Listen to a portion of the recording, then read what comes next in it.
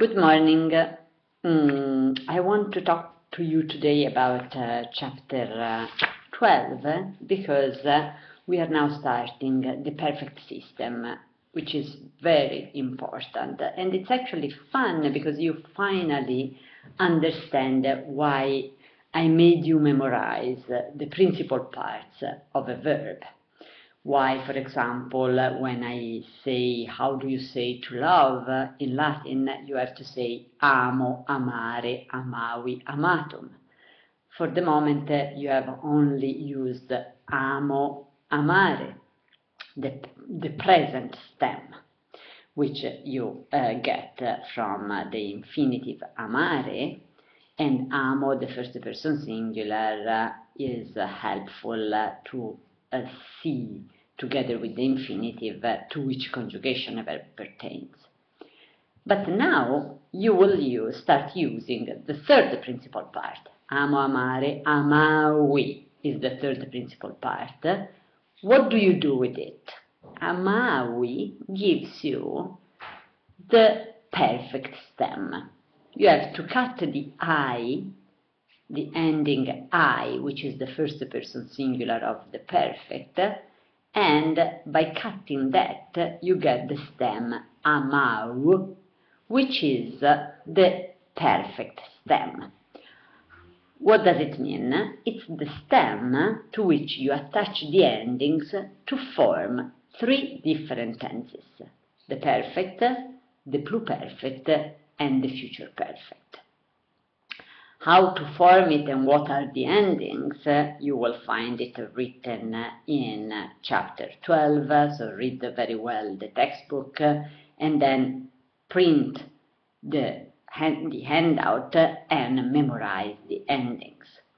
What do you do then when you form these tenses is start learning how to translate them.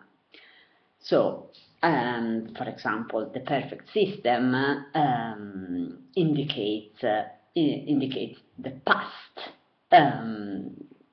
corresponds to the English, for example, for amavi corresponds to the English I loved once in the past.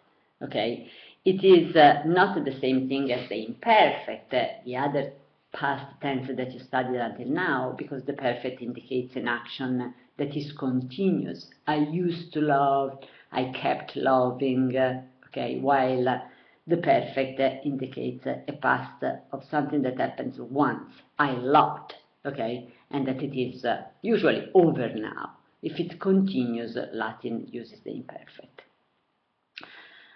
As usual, you have to memorize the endings very well. You have to know them by memory, really on top of your head. So you start studying the endings of the perfect, which are different for each person of the verb. I, isti, it for the singular, imus, istis, erunt for the plural, and then you attach it to the perfect stem. So, for example, amavi, amavi, amavisti, amavit, amavimus, amavistis, amaverunt. Or let's take the verb dico, dicere, dixi, dictum, to say, to speak.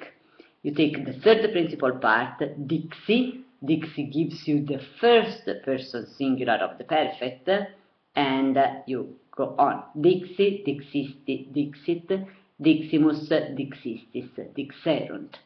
You try this with all the verbs you know, and in the end you will know how to form the perfect.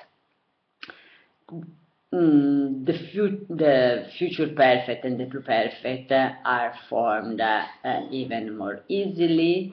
Just study the endings on the handouts, and then we will talk in a different video about their use.